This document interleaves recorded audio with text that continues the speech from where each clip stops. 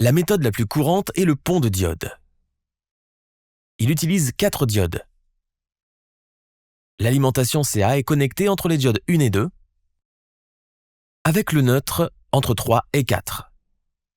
La sortie positive CC est connectée entre les diodes 2 et 3, et la négative entre les diodes 1 et 4. Dans la moitié positive de l'onde sinusoïdale, le courant circule à travers la diode 2, la charge, la diode 4, puis retourne au transformateur.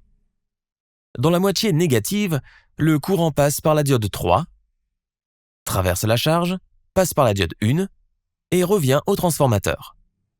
Le transformateur fournit donc une onde sinusoïdale alternative, mais la charge subit une forme d'onde continue ondulée car le courant circule dans une seule direction.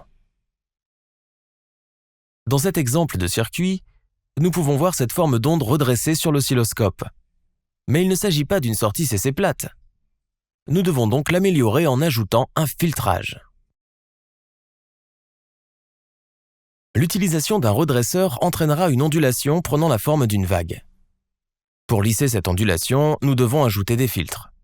La méthode de base consiste simplement à ajouter un condensateur électrolytique en parallèle à la charge. Le condensateur se charge pendant l'augmentation de la tension et stocke les électrons. Il les libère ensuite lors de la baisse, ce qui réduit donc l'oscillation. L'oscilloscope montre les pics de chaque impulsion. Mais ici, la tension ne tombe pas à zéro. Elle diminue lentement jusqu'à ce que l'impulsion recharge le condensateur. Nous pouvons encore réduire ce phénomène en utilisant un condensateur plus grand ou en utilisant plusieurs condensateurs. Dans cet exemple simple, vous pouvez voir que la LED s'éteint dès que le courant est interrompu. Mais si je place un condensateur en parallèle avec la LED, celle-ci reste allumée, car le condensateur se décharge et alimente la LED pendant les interruptions.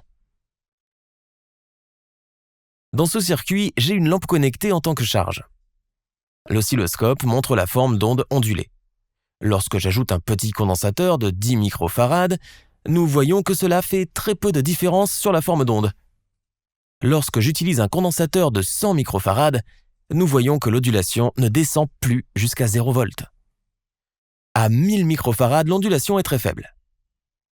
À 2200 microfarads, elle est presque complètement lisse. Ce qui serait parfait pour de nombreux circuits électroniques. Nous pouvons également utiliser plusieurs condensateurs. Ici, nous avons un condensateur de 470 microfarads qui a produit une certaine différence. Mais si j'utilise 2 condensateurs en parallèle, nous voyons que la forme d'onde est encore plus améliorée. Lorsque nous utilisons un condensateur, nous devons placer une résistance de saignée sur la sortie. Il s'agit d'une résistance de grande valeur qui drainera le condensateur lorsque le circuit sera éteint pour notre sécurité. Remarquez qu'avec ce circuit, lorsque je l'allume, le condensateur se charge rapidement à plus de 15 volts.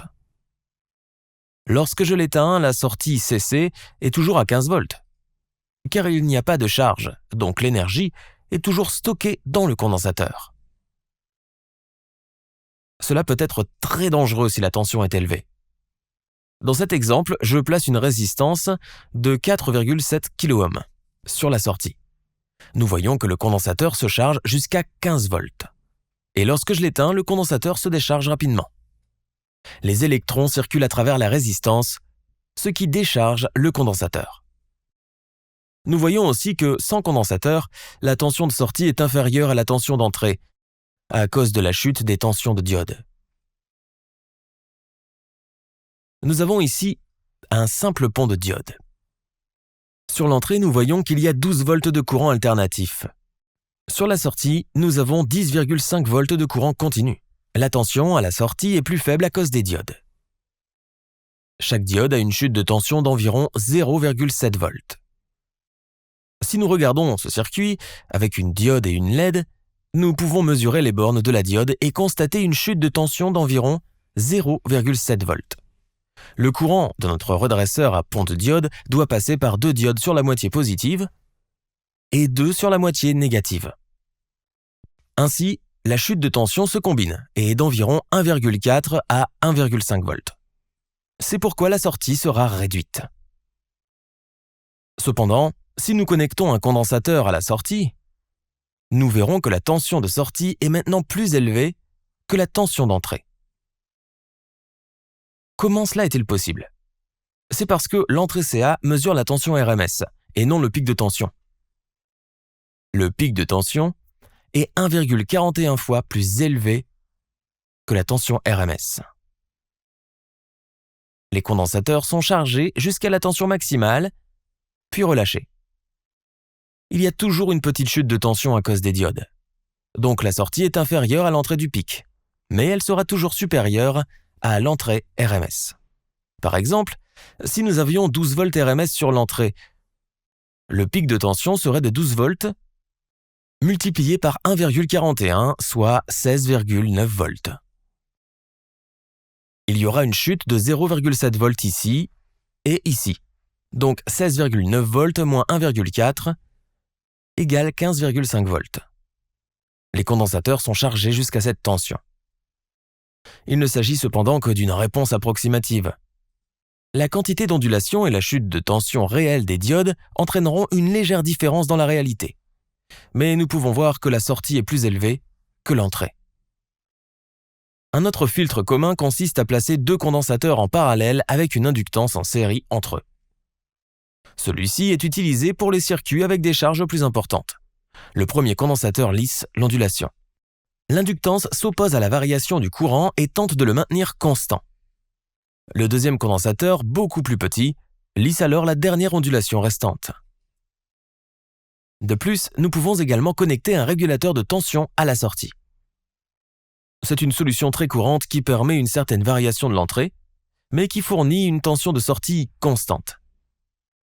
Là encore, des condensateurs sont placés de part et d'autre du régulateur pour assurer une sortie CC régulière. Ici, nous pouvons voir une version réelle qui est connectée à une alimentation de 12 volts CA et nous voyons qu'elle a une sortie d'environ 5 volts CC. Vous pouvez apprendre à construire votre propre régulateur de tension grâce à notre précédent tutoriel. Les liens pour cela se trouvent dans la description de la vidéo ci-dessous. Regardez maintenant l'une de ces vidéos à l'écran pour continuer à apprendre sur le génie électrique et électronique, car c'est malheureusement la fin de cette vidéo. Vous pouvez nous suivre sur Facebook, Twitter, Instagram, LinkedIn et bien sûr via theengineeringmindset.com.